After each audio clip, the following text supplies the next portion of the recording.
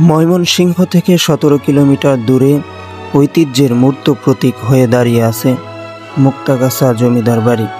১৭২৫ সালে আচার্য চৌধুরী বংশের প্রতিষ্ঠাতা শ্রীকৃষ্ণ আচার্য চৌধুরী কর্তৃক গোড়াপত্তন হওয়া এই রাজবাড়ির পূর্ব নাম ছিল বিনোদ বাড়ি। কালের প্রহারে জীর্ণ হলেও এই বিশালতা আজও সেই প্রাচীন প্রতাপের স্বাক্ষর বহন করে।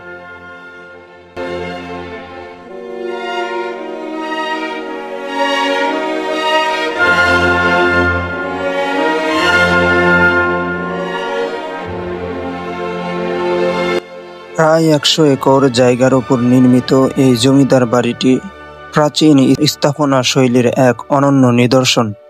১৬ জন জমিদারের ১৬টি আলাদা বংশ ছিল এই বাড়িতে, যা এই বংশের ক্ষমতা ও বিস্তৃতি প্রমাণ করে। অষ্টাদশ শতকে একবার ভূমিকম্পে এই বাড়িটি ভেঙে গিয়েছিল। পরে ইংল্যান্ড ও ভারত থেকে কারিগর এনে ভূমিকম্প সহিংস করে এটি পরবর্তী পুনর্নির্মাণ করা হয়।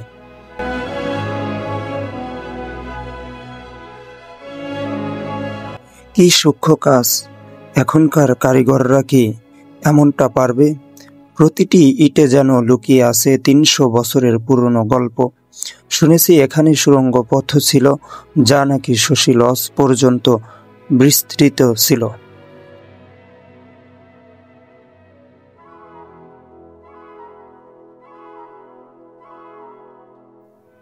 (১৯৪৭) সালে দেশভাগের পর জমিদারি প্রথার বিলুপ্তি ঘটে।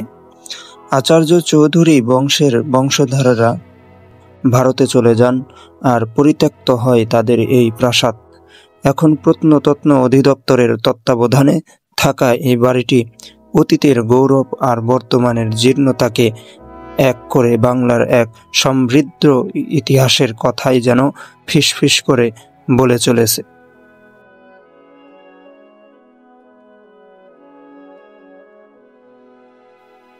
জমিদার আচার্য চৌধুরী বংশ মুক্তাগাছা শহরের গোড়াপত্তন করেন। আচার্য চৌধুরী বংশ শহরের গোড়াপত্তন করেন, এখানেই বসতি স্থাপন করেন। আচার্য চৌধুরী বংশের প্রথম পুরুষ শ্রীকৃষ্ণ আচার্য চৌধুরী ছিলেন বগুড়ার বাসিন্দা।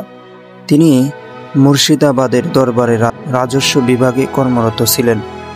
তিনি ছিলেন নবাবের খুবই আস্থাভাজন। নবাবের দরবারে রাজস্ব বিভাগে কর্মরত থাকা অবস্থায় ১১৩২ সালে তিনি সেই সময়ের আলাপসিং পরগনার বন্দোবস্ত নিয়েছিলেন।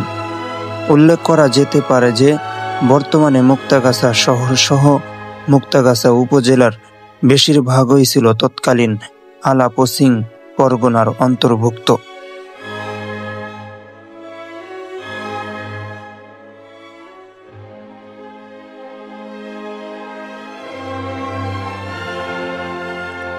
(১৭৫৭ খ্রিস্টাব্দে পলাশীর যুদ্ধ শেষ হওয়ার পর নানা কারণে শ্রীকৃষ্ণ আচার্য চৌধুরীর ৪ ছেলে বগুড়া থেকে আলাপসিংয়ে এসে বসবাসের জন্য সিদ্ধান্ত গ্রহণ করেন।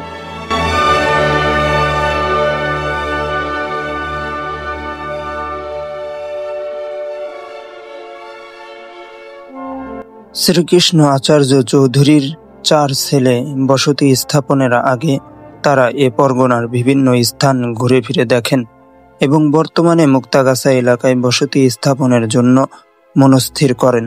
সে সময়ে আলাপসিং পরগনায় খুব একটা জনবসতি ছিল না, চারিদিকে ছিল অরণ্য আর জলাভূমি। শ্রীকৃষ্ণ আচার্যের ৪ ছেলে ব্রহ্মপুত্র নদের শাখা নদী আইমান্ডের তীরবর্তী স্থানে নৌকা ভিড়িয়েছিলেন।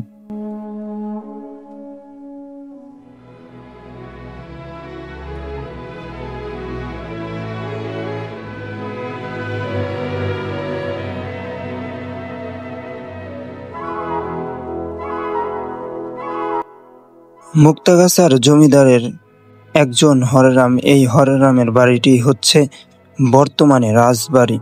মুক্তাগাছার জমিদারির প্রতিষ্ঠাতা শ্রীকৃষ্ণ আচার্য চৌধুরীর মেজ ছেলে এই বংশের জমিদার আটানি বাড়ির জমিদার বলে পরিচিত।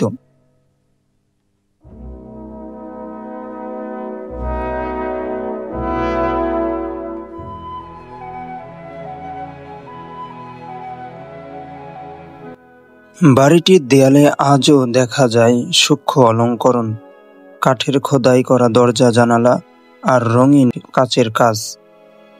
এই বাড়িতে একসময় রাজাদের অতিথিদের জন্য আয়োজন করা হতো নাচ গান, ভোজ আর সভা সমিতির অনুষ্ঠান।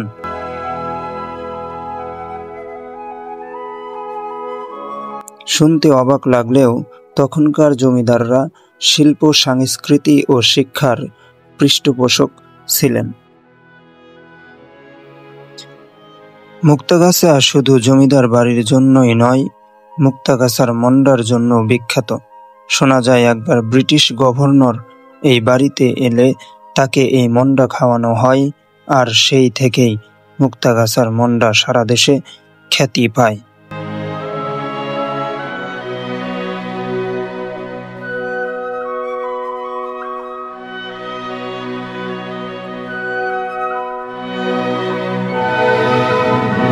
যদিও এই জমিদার বাড়ির সময়ের ছাপ পড়ে কিছুটা জীর্ণ, তবুও এখনও তা দর্শনার্থীদের মুগ্ধ করে। দেশের বিভিন্ন স্থান থেকে মানুষ আসে ইতিহাসের এই সাক্ষীকে দেখতে, ছবি তুলতে কিংবা একটু ইতিহাসের স্পর্শ নিতে। বাংলার জমিদার যুগ শেষ হলেও তাদের রেখে যাওয়া নিদর্শনগুলো আজও আমাদের ইতিহাসের জীবন্ত দলিল। মুক্তাগাছা জমিদার বাড়ি সেই ঐতিহ্যের গর্বিত অংশ, যা আমাদের সংস্কৃতি ও ঐতিহ্যকে আজও স্মরণ করিয়ে দেয়। যদি আপনার ভিডিওটি ভালো লাগে অবশ্যই লাইক, কমেন্ট, শেয়ার করবেন এবং সাবস্ক্রাইব করতে ভুলবেন না। দেখা হবে পরবর্তী একটা নতুন কোনো জায়গার অথবা নতুন কোনো স্থানের ভিডিও নিয়ে।